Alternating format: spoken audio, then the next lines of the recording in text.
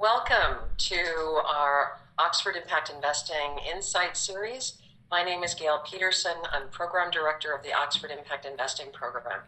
The broadcast is now starting. All attendees are in listen-only mode. All right, I'm Gail Peterson, in case you didn't hear that, Program Director of the Oxford Impact Investing Program. And thank you for joining us for our webinar on Women Leading Change, Women in Finance, Partnering with Women-Led Organizations. We thought we'd start this webinar before we go to slides only so that you can get to see our panelists, and I wanted to do a quick introduction. Webb is with the Kellogg Foundation. She's the director of the Michigan Grant-Making Program. Kellogg Foundation, 5 years ago, launched the Oxford Impact Investing Program through a series of scholarships for participants. And so we are thrilled that Ali can join us to talk about her involvement in empowering women through catalytic philanthropy. Part of that first session was Padmini Gupta, who is the founder of RISE, was in our very first cohort. So you'll get to see 5 years later what our colleagues are doing after the Impact Investing Program. Padmini is a banker by training, and her passion for social change and social entrepreneurship has allowed her to create a remarkable program to help migrant women become financially banked in the United Arab Emirates. So Padmini, thank you for joining us. Sujata Lamba is another one of our alums from cohort 2. And Sujata also is a banker by training and has worked with the World Bank for a few decades, Sujata.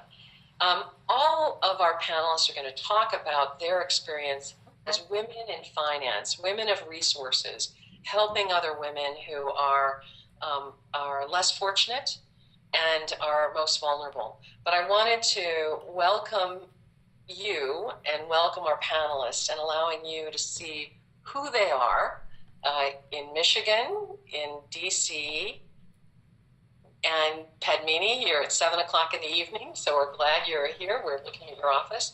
So with that, we're going to say thank you, and we're going to get started.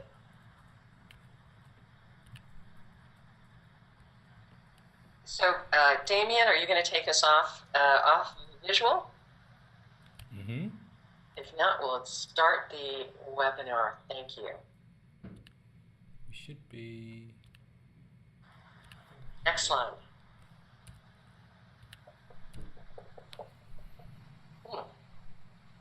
All right. So this is first image is of Said Business School. And again, for those of you who've joined us, we're an entrepreneurial business school, world-class community, and creating amazing ideas to deal with the world's most complex issues.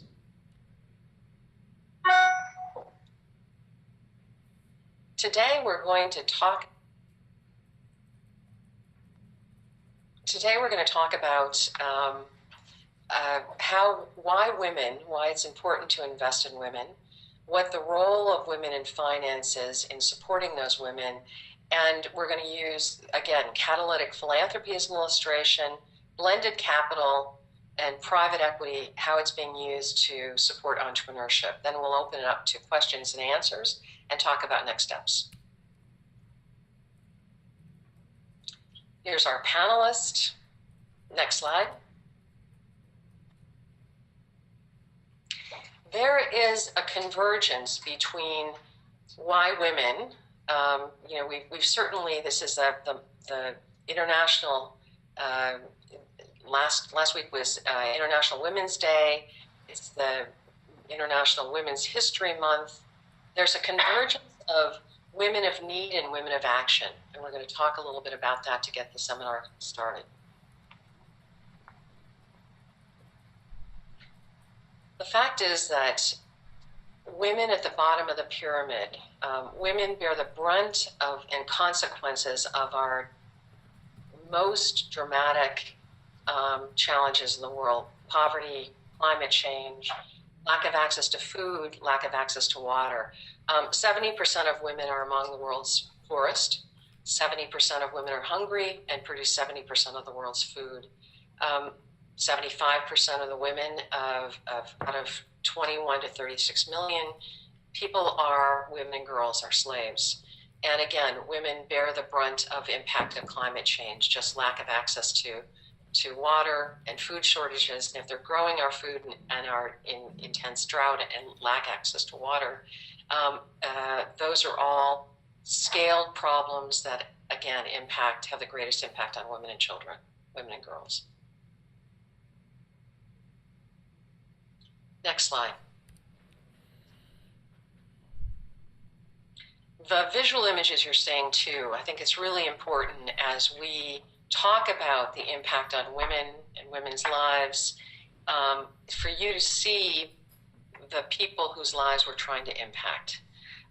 When we think about the women effect, equal pay for women actually would enable an increase in 15 trillion in global GDP. And I think as we think about how to achieve that equity, improving the lives of women improves the economic health of community, country, and our planet.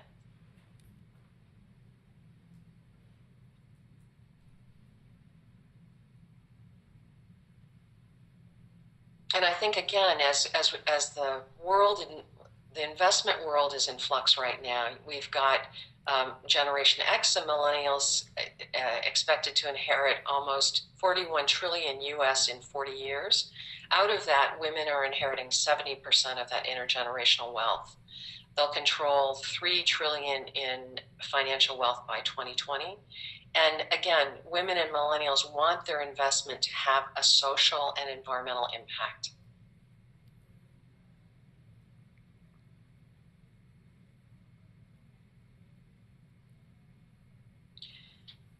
Women also of wealth want to have diverse leadership, and 77% of women are looking to invest in companies with that diversity of leadership, whereby women are on boards and women are leading organizations. Women more than men really value return and impact. 40% female versus 23% women want a different kind of financial and social return and impact on their investments. Next slide.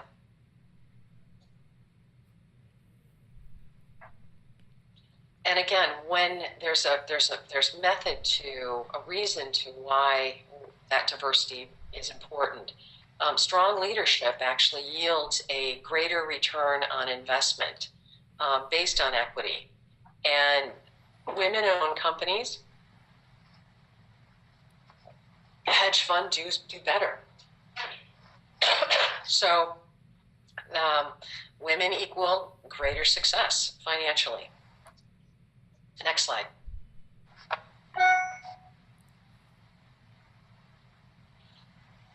We still have a long way to go. 1 out of 4 senior managers, 1 out of 7 are CEOs are women. And when we think about 1.8 of CEOs, 10% of board seats on the FT 500 are women. In nonprofits, again, there are many women who are part of the nonprofit community, yet when it comes to CEOs, there are fewer and fewer women CEOs the larger the nonprofit organizations are. And women continue to earn less than their male peers across discipline. I love this photo. In terms of what women control, regardless of where we are in the economic spectrum, women control 2/3 of worldwide spending. And a female economy is basically 2 times the economy of China and India combined. And women control spending of about 20 trillion US in global consumer spending. So there's a significant power that women have. And again, the reason we pay attention to women's leadership in particular is that women, when we deal with the most complex issue, we're finding that the leadership skills that women offer, the ability to collaborate, to build a vision, to create collaborative teams, even those are often viewed as soft skills. When you're dealing with intractable issues, the most complex issues, those kinds of ability to create collaboration become even more valuable. So women do offer a leadership paradigm shift that allows for those most complex issues to be addressed effectively. So, love this image too. I'm going to shift to gender lens investing. Again, when we are at Oxford Impact Investing, we spend time on the impact of women and gender lens investing. So we're going to quickly go to the next slide.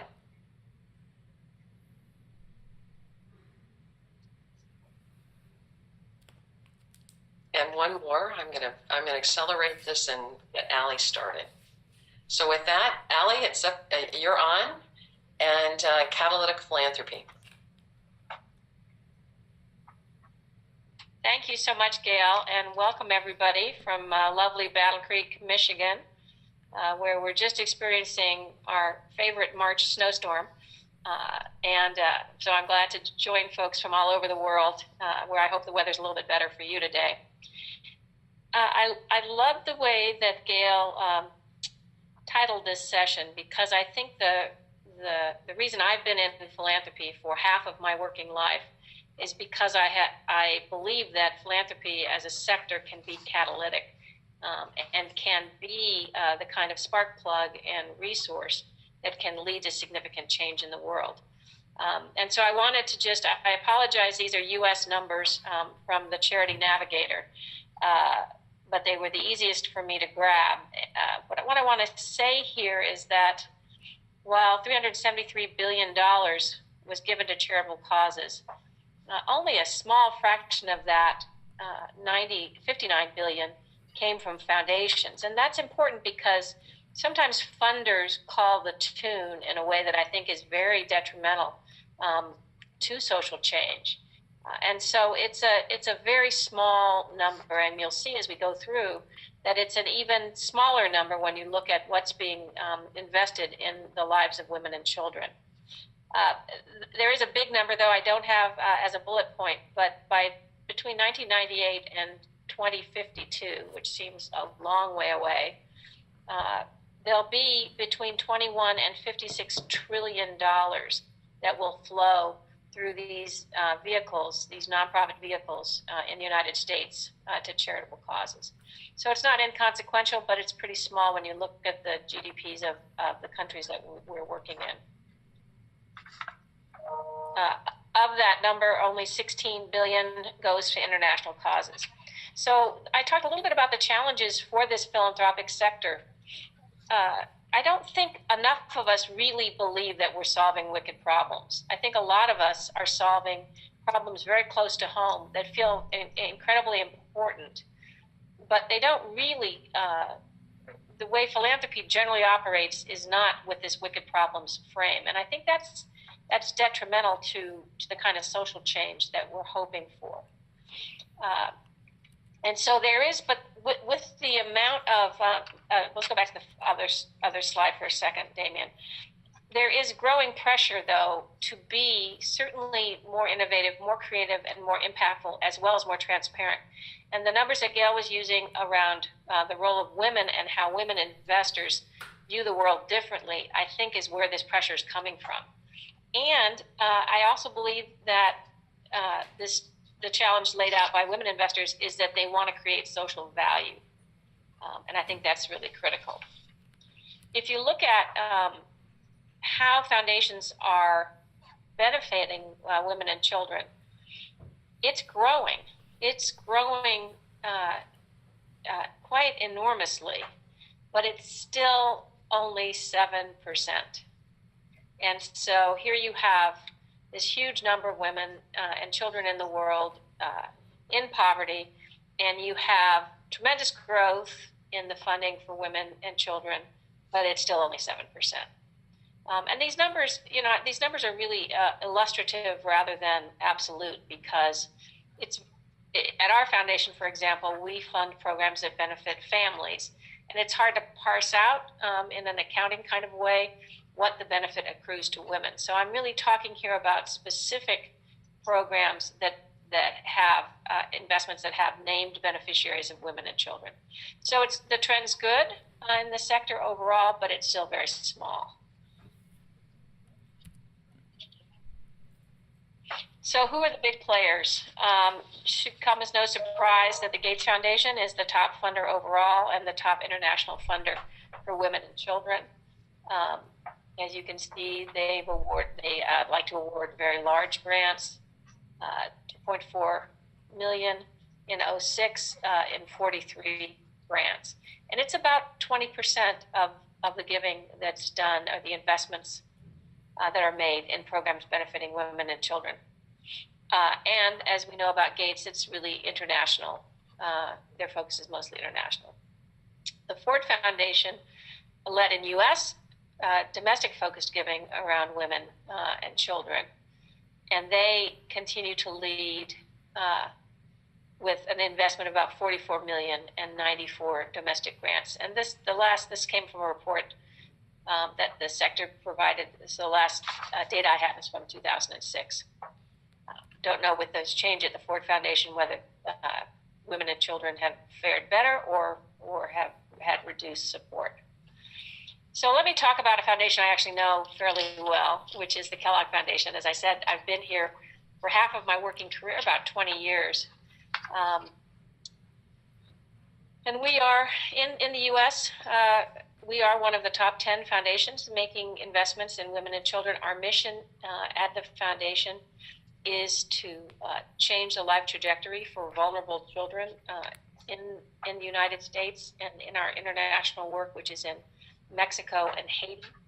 At this point, we in 2006, we were right there with the average. About 6.5 of our programs of our annual giving benefited women and children. That was about 47 grants. But as you move forward, you see, as we are in 2008, we really doubled down on investing in children. You can't invest in children without investing in their mothers. And so we now have a much larger number of grants that are investing in children. In the United States, we work both nationally as well as in some priority places, states, Michigan, Mississippi, New Mexico. As I said, we work internationally in Haiti and Mexico. But what I want to spend the last few minutes this morning talking about, or this morning for me, is we've got to do more than grants. Grants really are only one tool in philanthropy's toolkit. And as you understand what impact investing is, grants are an important part of that. They're a historic way that we make money available to organizations. But we really have to understand these two other tools, which are program-related investments, which are loans, or mission-driven investments. And the Kellogg Foundation really has been very active in developing portfolios and ways of working in both of these. So I want to talk about those for just a minute. When you look at the range of tools, so if these terms are new to you, some of you I'm sure are far more expert at this than I am. But for those of you who don't work in this sector, we have grants at one side and mission-driven investments on the other side. Grants, there is no financial return. This is an investment you make in an organization for a fixed term. The organization tells you they're going to achieve these outcomes, and they then go out and spend the money. Program-related investments are below market rate loans. The Kellogg Foundation, that's a 1% loan. They are treated as loans, so there is a full expectation that the money will be paid back to the foundation. But this is another tool that philanthropy has for increasing the amount of money they can lend and increasing the amount of money that they can make available to organizations, because the money will be paid back. So a lot of foundations really are working on a robust PRI portfolios because they have the attraction of the money keeps circulating back to the foundation. The last category, what is that, the old saw about why do bank robbers rob banks? It's because where the money is. The mission-driven investment category really is an opportunity for foundations to free up their corpus. So we at the Kellogg Foundation, we make grants of about $450 million a year between our grants and our PRIs. But our endowment, the money that Mr. Kellogg originally invested in the foundation in 1930, has now grown to $9 billion. So there's a big $9 billion and $450 million. There's a big difference between those two numbers. Mission-driven investments really talk about the ability to unlock that bigger corpus for investments that are mission-aligned, but that return a market rate. And so Kellogg started out now, I don't know, probably 10 years ago with wanting to really pioneer in this mission-driven investing space. And we currently have about $100 million invested, which is just a pilot for us to see how does this work? Can we keep our return safe so that we have money to do the rest of our investing through the grant process and the PRI process? But can we get more of that $9 billion to work on the issues that we care about? And so this is how the foundation currently looks at the tools in its toolkit. The next slide is really about the Kellogg Foundation. This is our program-related investment budget. This is really those low interest, below market rate loans of 1%. As you can see here in Michigan, in our Michigan portfolio, we have about 60% of the PRIs. We've been an early adopter of this tool. New Mexico, 20%. We also have programming in Mississippi and New Orleans, and in Latin America, which for us is 2 microregions in Mexico, in the Chiapas, and Yucatan, and then 2 microregions in Haiti. And so LAC is at about, our Latin American Caribbean portfolio is about 10% PRI, and they're really working, particularly in Haiti, in a way to get more capital to flow. If you look at the other pie shape, we are a foundation that focuses on children. We break that into 3 areas: family economic security, food, health, and well-being, and education and learning. And for us, the largest PRI space has really been in family economic security. We're providing capital to entrepreneurs, particularly entrepreneurs of color and women, has been an enormous focus of our work and our focus of our work in Michigan. So to close, let me just focus particularly on a fund. I'll give you some stats on our PRI portfolio in case you're just dying for a little deeper dive. We have, if we flip to the next slide, we have 13 PRIs right now. It's about $20 million. And they're all 1%. We have 1 international investment. It's in Mexico. 1 direct investment with an organization, and 1 hybrid investment. The rest are done through funds. And here's the good news. We've had no defaults or loss of principal since 2009. So this is not a high risk operation. These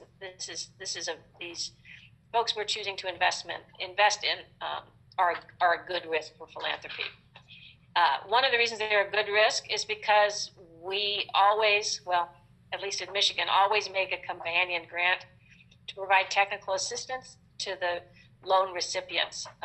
And in the next example, our program in Detroit, you'll see that the technical assistance is absolutely critical for that default rate.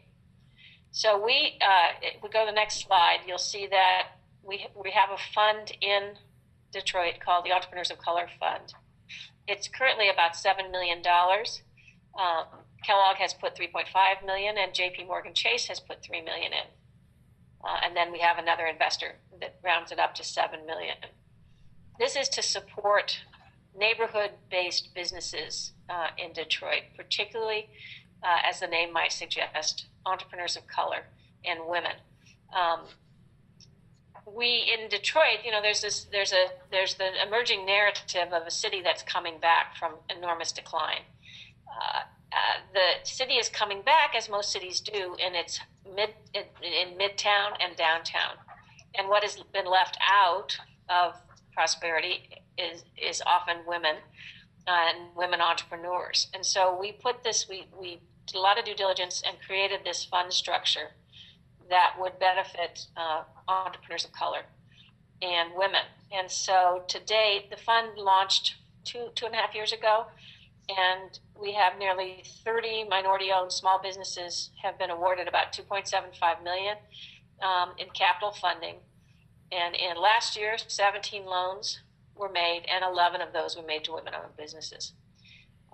We think we need to double or triple the size of this fund. Access to capital, huge problem for small businesses in Detroit and in every other city in the United States. And entrepreneurs of color and women face gender and race barriers to being able to access commercial money.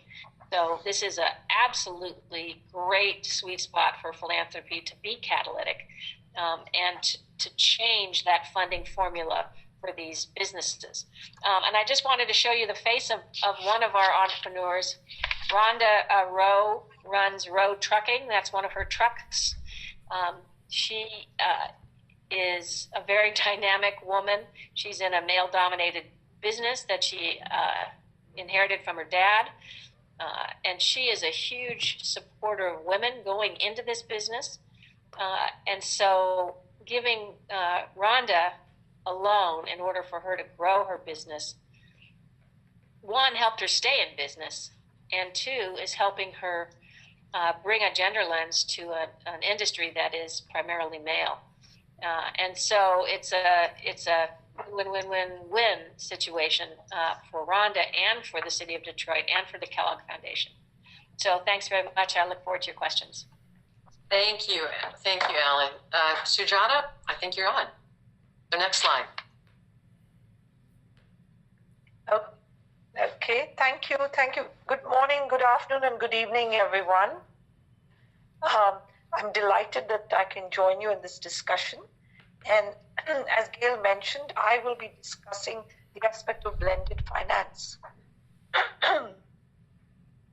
So just to tell you that when I entered the field of finance, which is about maybe 40 years ago, when we talked of infrastructure, the discussion was only physical infrastructure.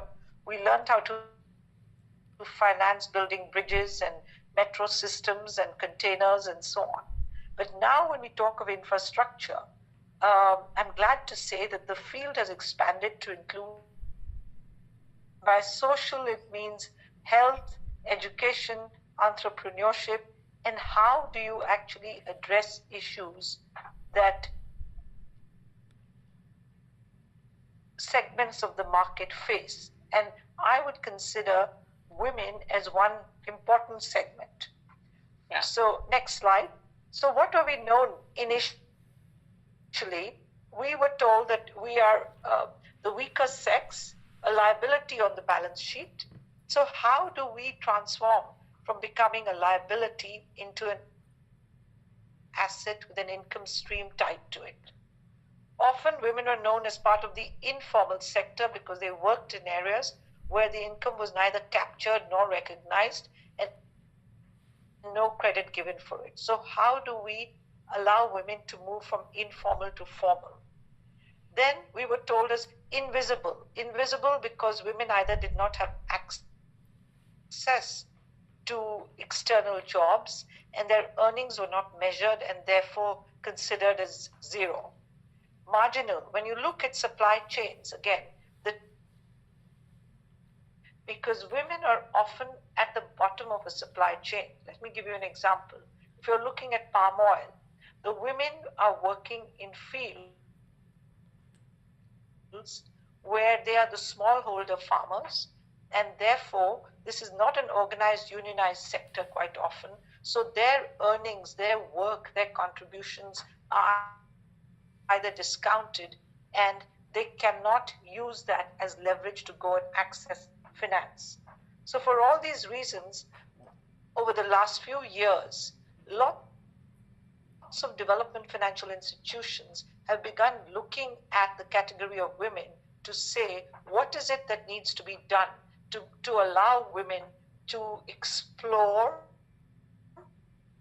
their dormant talent and skills And can this asset class become interesting for banks, for commercial institutions, and for development banks, for foundations too? So when we talk of blended finance, it's really how to build programs that defray the cost of advocacy, necessary programs to allow women to be able to access funds. So I'm going to share a few examples, and these are from 7 countries now, which will give you an idea of the variety in this field. The challenges, as you can see, the challenges are often that you are in such a remote geography that women do not have any access to transport systems to get out of deserts or rural areas. Then the challenge of a cultural barrier, because women are expected to look after the family and feed them while the men go out to work. The lack of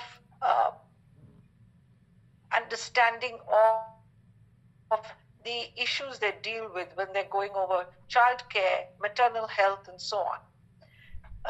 And then very harsh conditions, as you can see in this picture, in a salt mine in the Rann of Kutch, which is a remote area in the world's largest desert, where even though they go and work and get salt, the extraction range about 130 to 140 degrees, means it's an extreme climate needing special measures. Then nomadic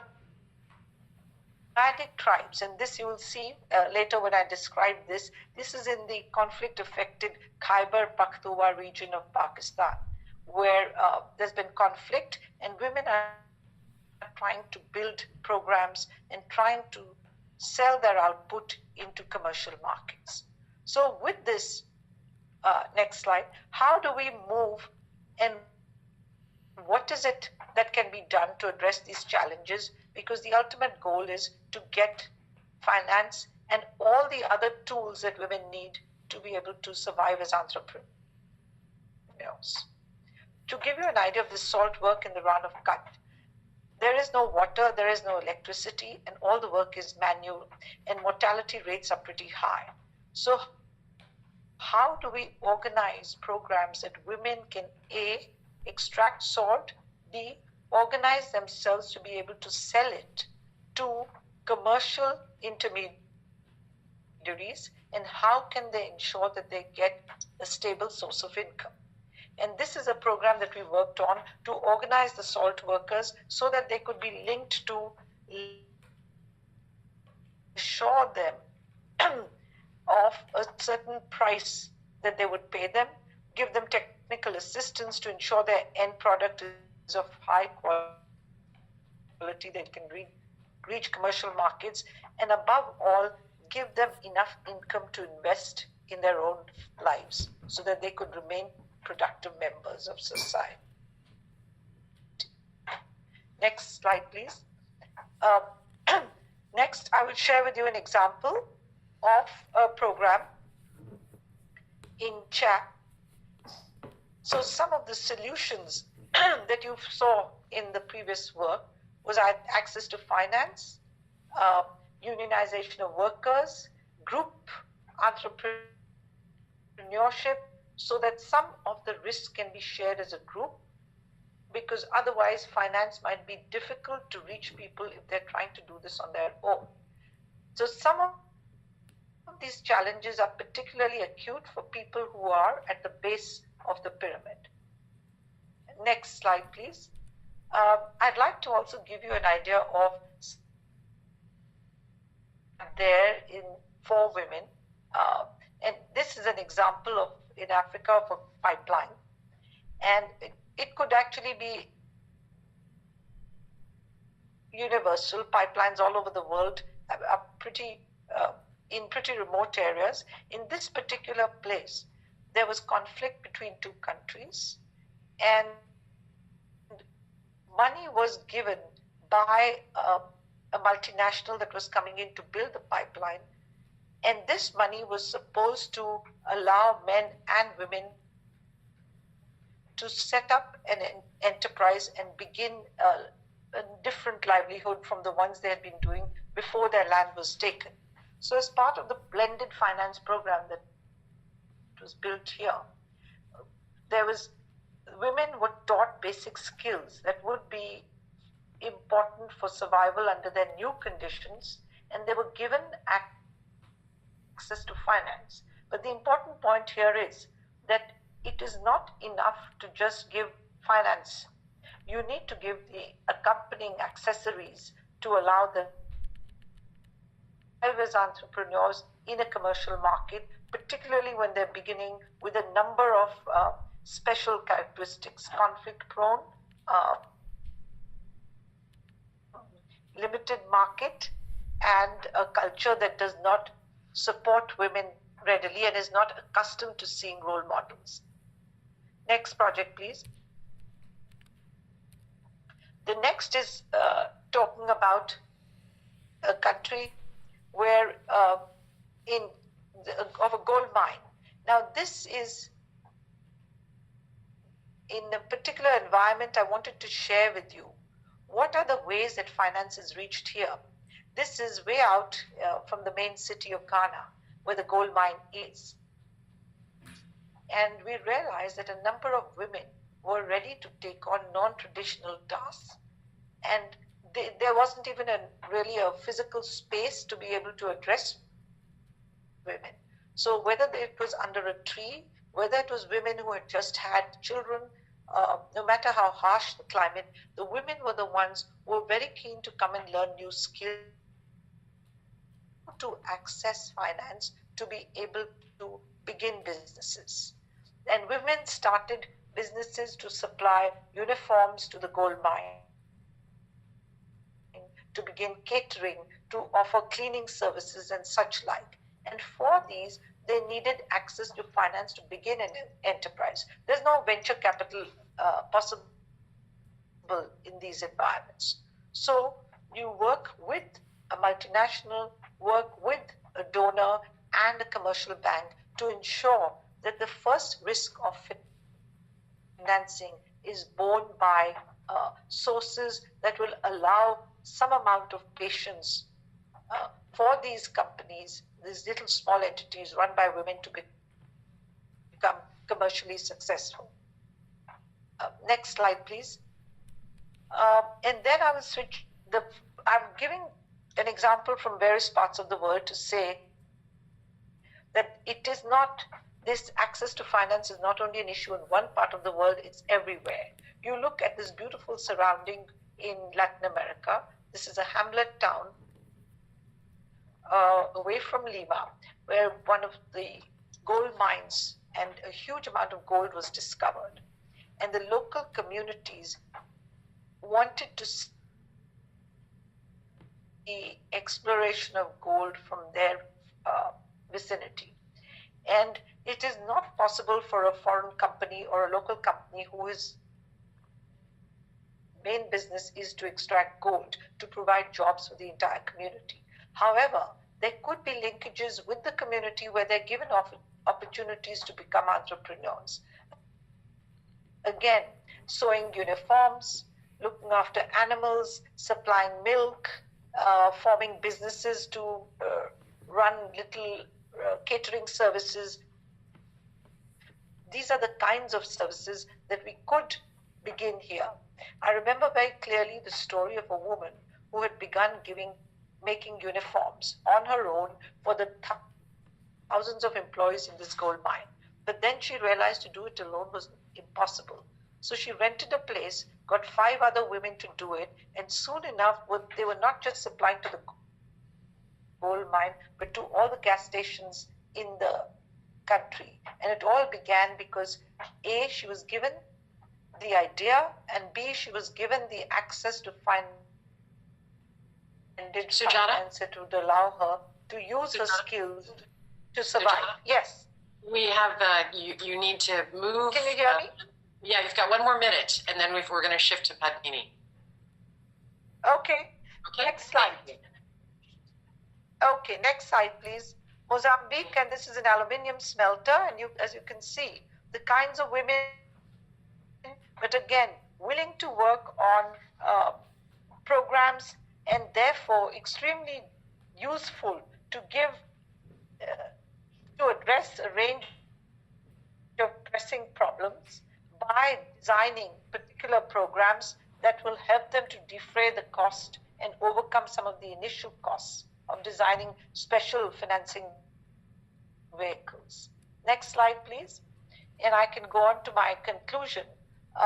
So whether you're invisible and not recognized as part of a supply chain, or you are a very formally recognized entity, the scene of blended finance is increasing now. So you're given commercial capital to allow women entrepreneurs to grow. And I think it's very important. Development financial institutions have recognized this. Global environmental agencies have recognized this.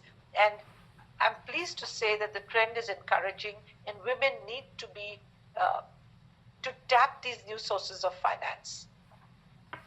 Fantastic. So that Thank they you can so succeed and become and use their facility. Thank you. That's fantastic. Thank you. So we want to move forward, and we'll have Padmini begin. Thank you, Sujata. Next slide. Hi, everyone. Thank you. We're gonna go through the salt lines, and we will. Here we go. Perfect. Padmini, you're on. Hi, everyone. I'm Padmini Gupta, the CEO of RISE. Thanks, Gail, for having me on here. And next slide, please.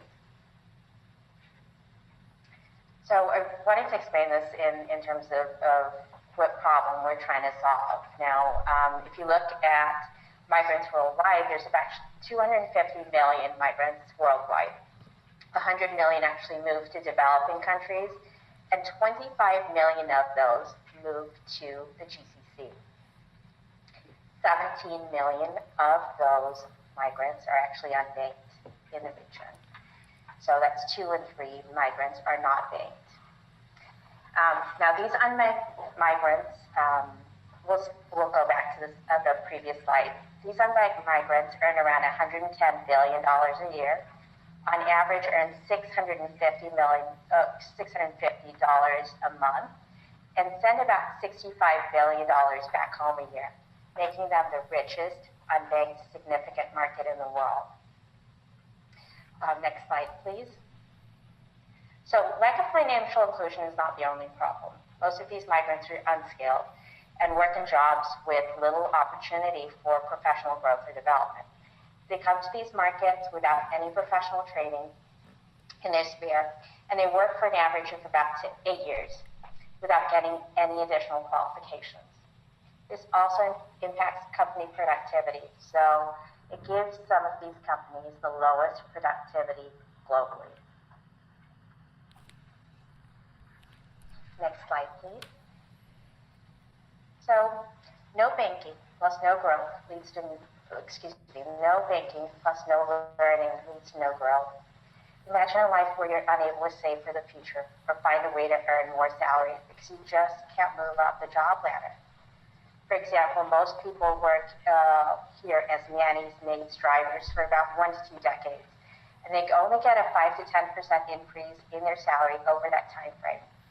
Or the largest hotel chain in the region has not changed entry-level salaries for its people for about 20 years of its operations. Next slide, please. And that's where we came in. We started RISE with a view to change that equation. We're working with employers because we thought that was critical.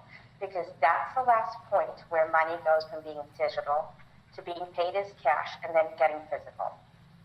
We had to create an ecosystem which incentivizes employers to pay money on the RISE platform, which provides a bank account to all employees. Incentives for employers are around better trained and more productive employees, which also provides a way for employees to upskill and grow.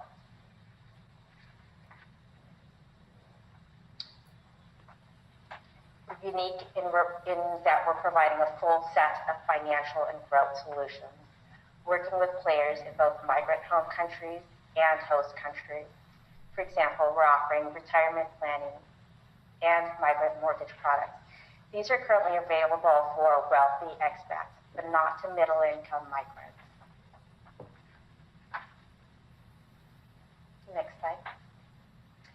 And we're piloting in the UAE domestic health segment. And that's the most challenging segment. So the stories of maid abuse are commonplace. They're almost all women coming from poor backgrounds and have the least amount of protection from the labor systems in this region. In fact, several countries have actually outright banned maids to the UAE. We believe this segment is about 300,000 people strong. They earn an average of about $450 a month, and they're completely unbanked. Next slide. We've been working with this region in a beta manner over the past 3 months, and we're really proud of the work we're doing and how we're supporting their dreams. Be it from Dana, who wants to build a business back home, or helping Betty get better at becoming a better nanny. We work with nannies who have been here between 6 years and 20 years, but still have the same hunger for growth and aspirations to build a better future. And we're so proud of their journey.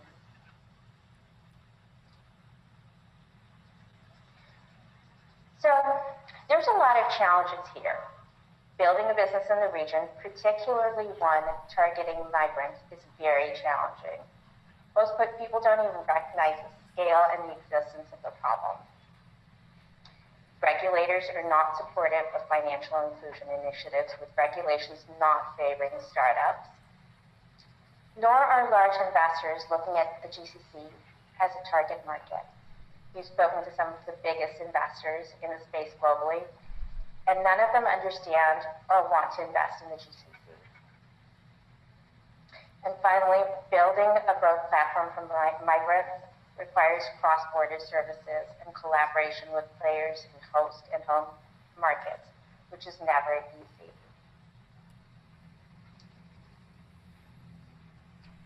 We're passionate and we're committed to helping migrants, especially women migrants, grow. We believe that wealth is not just money, but knowledge and hunger for growth. And we seek to help migrants globally grow and achieve their aspirations.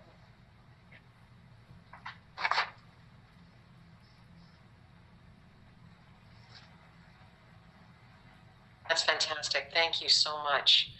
And we wanted to open up to some questions. And again, we don't have a lot of time, but if you've got questions that are unanswered, we'll pose them to the panel and post them on our website. So with that, Brad, do you want to open up and ask some of our colleagues questions? Of course.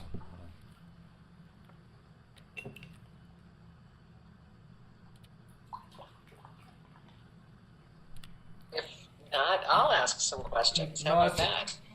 Hello, Gail. Hello, Gail. We're here. We're just unmuting ourselves. So far, we've only got one question that's come in. So I encourage you to please submit your questions to us so we can get answers over to you. That's fantastic. So far, we only have, I think it's more a query than a question from Bonnie Landers. She asked, did Sujata's slide state that microfinance is under threat? The slide prior to salt work in Iran. And if so, how? Sujata? Yeah.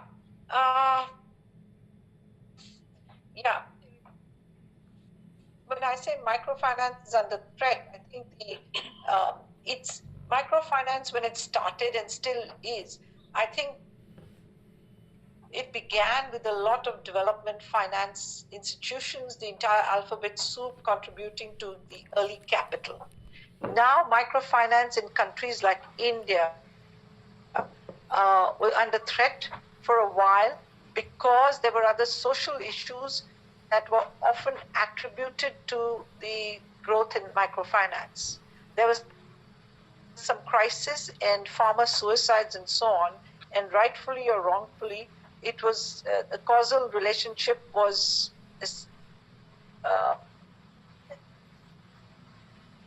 tried to be established between the suicides and the availability of microfinance and repayment obligations under microfinance, which put a stress. Was describing the World Bank and in fact IFC were involved at that time when there was a microfinance crisis in around 2010-11. And again, I think it has ebbed and flowed since the series of crises. I want to ask, Ali, there is a significant amount of funds that will be available next generation. Yet you're right, philanthropy and catalytic philanthropy has been modest. What is the sticking point? I mean, whether it's Padmini, you getting access to new funds, or whether it's philanthropy actually increasing, what's holding us back? Why is there a lack of access? Why is it that philanthropy is not devoting the resources to half the majority of people who are poor, to be honest with you?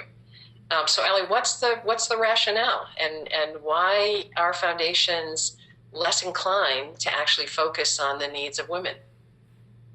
Yeah, it's a great question, Gail, and there is no one answer to it, and that's part of the problem. In political campaigns in the U.S., we have a sort of an old bromide that you don't ever want to fight the last campaign. If you assume that you're going to win only if you rerun the last campaign, you will lose in the next campaign as well, because every situation has its new set of challenges. And so philanthropies are very slow to change what they give and what they invest in. And so we're not, particularly private foundations, are not nimble in any sense of the word. It's very hard for us to move quickly. It's very hard for us to react to new organizations. And then to make what are considered more risky investments, which are in untried organizations. And so there's just this natural tendency to go with the one who, dance with the person in the gym and keep the doors barred from new people. And I don't know how to change that. I think the other part of your question, though, is really quite stunning, which is, since women make up such a huge, more than 50% of people in poverty and children, why aren't we all running around with our hair on fire until we begin to make inroads in this problem? Our foundation refocused and doubled down on poor children in 2008. We call them vulnerable children, and their parents, because we really felt that until we got really focused on this population, which are primarily in the areas we work, children of color, we wouldn't see any change. But now it's 2016, and change is just slow in these institutions. So I think this notion that we've got to go after individual investors who have and women who have a different time frame in which they operate is a much better strategy than going after the institutional players. So it's really it's waiting for those women who are high net worth individuals that are putting pressure on financial institutions, big banks, investment houses, to actually make a difference. And it's that pressure and different expectations on their return on investment. Padmini, you're dealing with a country that is known for its patriarch, and I think is the same trend about women investors pushing for their investments to be focused on women? Well, There's two parts of it. So one is the startup scene's become very vibrant in this economy, and that's actually very new. It's been the last couple of years. So just the sort of newness of that has led to investments in various sectors without a focus on necessarily women. But there are women that are focusing on investing in women sectors, women-focused businesses, because you can see from this region there are a number of issues related to women, and the empowering of women within this region will lead to better things in the future. And Sujata, you've worked for the World Bank, not known for its necessarily progressive approaches, although focusing on women entrepreneurs has been is something that the World Bank and IFC has done for a long time. I mean, one of the things that we've talked about as colleagues is the challenges of women in finance. What's your perspective on how you change a system, a patriarchal system within an institution like the World Bank or financial institutions? What's your hope?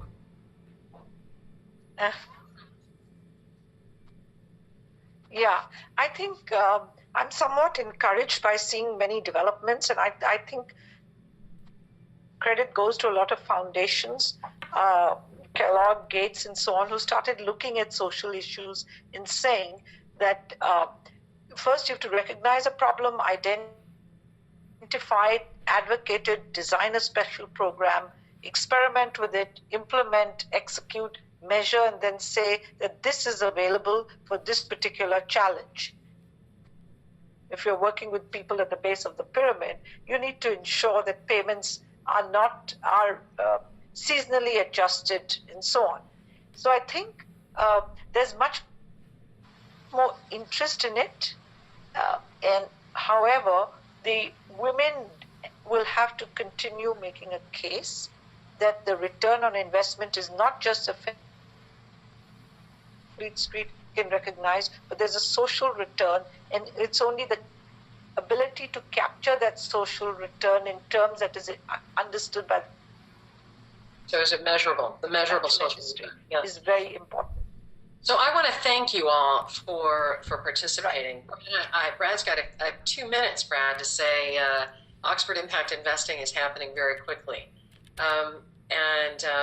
So Ali, Sujata, Padmini, thank you so much. And Brad, it's you to chat a little bit about us and our new program. Great, thank you very much, Gail. Firstly, I just wanted to say thank you very much for giving up your time to join us today. I want to thank Ali, Padmini, and Sujata for giving up their time too. So we really appreciate you joining us on our Impact Investing Insight series that we run here in Oxford. So thank you.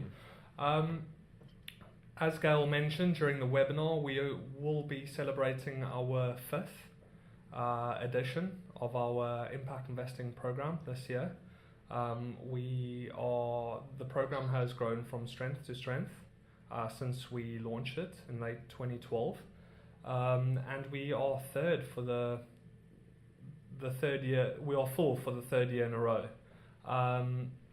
So if you are looking at joining us for next year, I know it's looking a year in advance, but the program will be running on the 16th to the 20th of April next year. Please do get in contact as the program fills up very quickly. But to go into the difference, as you can see up on the screen, between impact investing and our new social finance program, which we'll be delivering for the first time in November later this year, there's some fundamental complementary differences to the design of either program. Our impact investing program will look in depth at impact investing specifically, as you can imagine, but the program will be looking at a number of exciting deals that happen both in developed and emerging markets.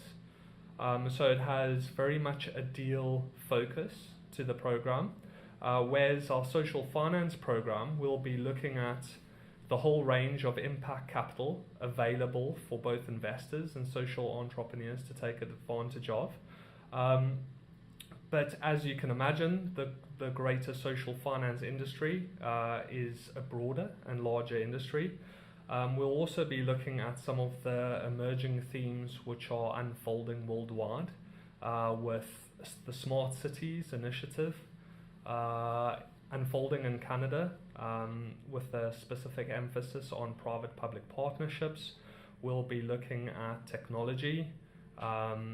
Emmett Carson at the Silicon Valley Community Foundation, and how they're using technology for their social finance strategy. And we'll be looking at a couple of other initiatives, but I wanted to thank you very much for your time today. Please get in contact with myself or my associate Hannah Longford to discuss our 2 complementary programs, and we look forward to hearing from you hopefully soon. Thank you very much for your time today. We really appreciate it. Thank you. Thank you, Brian. See you soon. Thank you very much, everybody. Thank you.